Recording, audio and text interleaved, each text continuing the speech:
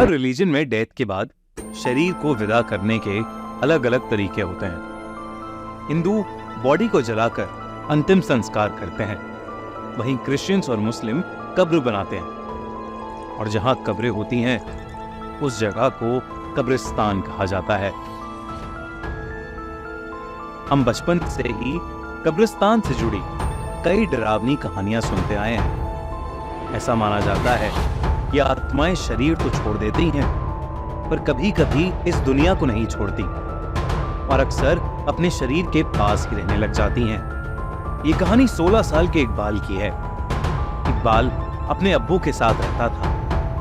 इकबाल के अब्बू एक बीमारी होने के कारण चल फिर नहीं पाते थे, इसलिए छोटी उम्र में ही इकबाल घर संभालने लगा था। इकबाल सड़क पर जूते पॉलिश करके अपना और अपने अब्बू का पेट पालता था। इकबाल के अब्बू की बीमारी इस कदर बढ़ गई थी कि कुछ ही महीनों में उनका देहांत हो गया। इकबाल के पास इतने भी पैसे नहीं थे कि वो अपने अब्बू को अच्छे से विदा कर सके, इसलिए उसने जैसे तैसे करके अपने अब्बू के शरीर को एक कब्रिस्तान में दफन कर दिया। इकबाल ने ये सब भी अकेले ही किया, इसलिए सुबह से कब शाम हो गई और शाम कब रात में बदल गई उसे पता ही नहीं चला।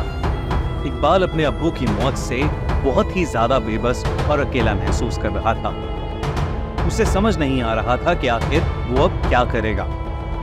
इसी उदास सोच के साथ आंखों में आंसू लिए इकबाल कब्रिस्तान से घर लौटने लगा। लेकिन इकबाल जैसे ही उस कब्रिस्तान के गेट तक पहुंचा, उसे पीछे से किसी ने आवाज लगाई।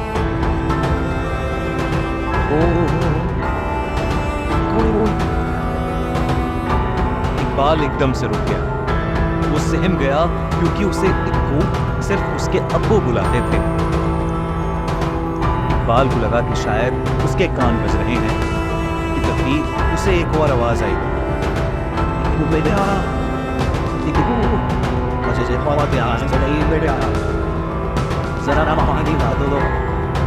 अब इकबाल के रोंगटे खड़े हो गए थे। ये आवाज उसके अब्बू की ही थी। वो पीछे मुड़ा और जोर से चिल्लाया, अब्बू! पर उसके सामने बस एक खामोश कब्र थी और कुछ नहीं। इकबाल फिर से चिल्लाया, अब्बू! अब्बू, क्या आप मुझे सुन सकते हैं? पर सामने से कोई आवाज नहीं आई। इकबाल को लगने लगा था कि शायद उसे अपने अब्बू की कुछ ज्यादा ही याद आ रही है और अब्बू की आवाज बस उसके ख्याल है और कुछ नहीं। वो अपना मन पक्का करके जैसे ही वापस जाने के लिए मुड़ा तो वो दंग रह गया। कब्रिस्तान से बाहर जाने वाला लोहे का गेट वो अभी चंद लम्हे पहले तक खुला हुआ था, वो अचानक बंद हो गया। शायद उस पर कोई ताला डालकर चला गया और पूरे कब्रिस्तान की बाउंड्री पर बड़े बड़े लोहे के फेंस थे जिन्हें पार कर पाना बहुत ही मुश्किल था।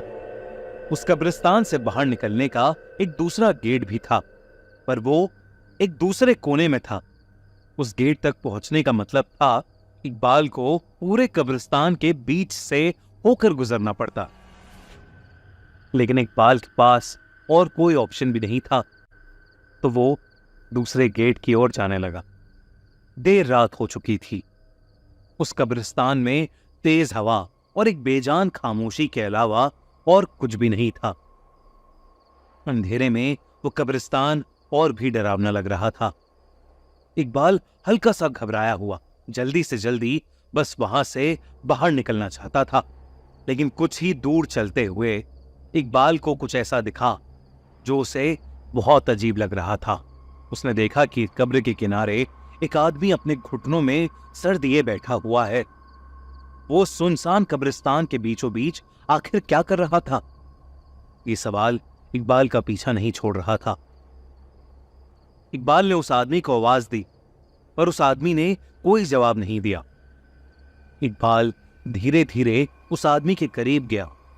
उसके नजदीक जाकर इकबाल ने जैसे ही उस आदमी की पीठ पर अपना हाथ रखा, उस आदमी ने अपना सर उठाया और देखते ही देखते उसकी गर्दन उल्टी घूम गई। उस आदमी का चेहरा बेहद भयानक था और वो अपनी लाल आंखों से गुस्से में इकबाल को घूरने लगा। इकबाल उस आदमी को देखते ही जोर से चीखा और उस जगह से भागा। वो बिना कुछ सोचे समझे बस भागता रहा और कुछ दूर जाकर एक पेड़ से सट कर बैठ गया। इकबाल ने जो देखा था उससे उसकी रूह कांप गई थी। उस आदमी का भयानक चेहरा इकबाल भूल ही नहीं पा रहा था। इकबाल में अब इतनी भी हिम्मत नहीं थी कि वो उठकर एक कदम भी और चल पाए, इसलिए वो उसी पेड़ से चिपक कर बैठ गया और सुबह का इंतजार करने लगा। इसलिए वो उसी पेड़ से चिपक कर बैठ गया और सुबह का इंतजार करने लगा। तभी कुछ ही पलों में वहां कोहरा फैलने लगा। वो कोहरा देखते ही देखते इतना गहरा हो गया कि इकबाल को अब कुछ भी दिखाई नहीं दे रहा था। तभी उस कोहरे में इकबाल को एक औरत की परछाई दिखी जो तेजी से उसके सामने से निकली। इससे पहले इकबाल कुछ समझ पाता, उसे उस कोहरे में एक बच्चा भागता हुआ दिखा और उस बच्चे के पीछे एक औरत भी भाग रही थी। वो बच्चा तो कोहरे में कहीं गायब हो गया, पर वो औरत इकबाल के पास आकर रुक गई। इकबाल की धड़कनें तेज होने लगी थी। आखिर वो औरत ठीक उसके ही सामने क्यों रुकी थी? तभी उस औरत के सामने से कोहरा हटा और इकबाल को उस औरत का चेहरा दिखा। ऐसा लग रहा था कि जैसे वो औरत सालों से किसी कब्र में दफन हो और अभी अभी उस कब्र से उठकर वो इकबाल के सामने आ गई हो। वो औरत बेहद भयानक लग रही थी और वो धीरे धीरे इकबाल की तरफ आगे बढ़ रही थी। इकबाल जब डर के मारे पीछे हुआ तो उसका पैर फिसल गया और वो पास में खुदी हुई एक कब्र के अंदर गिर पड़ा। इकबाल उस कब्र से बाहर निकलने की कोशिश करने लगा, पर वो उससे बाहर ही नहीं निकल पा रहा था। उसे ऐसा लग रहा था जैसे किसी ने उसे पीछे से जकड़ लिया है। जब उसने अपनी नजर पीछे घुमाई तो उसकी रूह कांप गई। उसे वही डरावनी भयानक औरत दिखी। उस औरत ने इकबाल का गला पकड़ लिया और इकबाल उस कब्र में नीचे धंसता चला जा रहा था। धीरे धीरे इकबाल की आंखें भी बंद होने लगी थी कि तभी अचानक से एक हवा का झोंका आया और इकबाल को ऐसा लगा जैसे किसी ने उसका हाथ पकड़ के उसे ऊपर उठाया हो। इकबाल उस सहारे से ऊपर तो आ गया, लेकिन दूर दूर तक वहां कोई भी नहीं था। पर इकबाल उस कब्र से बाहर निकलते ही फौरन कब्रिस्तान के गेट की तरफ दौड़ा और वहां से बाहर निकल गया। बाहर निकलकर इकबाल की आंखों में आंसू आ गए, क्योंकि उसे समझ आ गया था कि जो सहारा उसे अपने हाथों पर महसूस हुआ था वो और कोई नहीं बल्कि उसके अब्बू ही थे।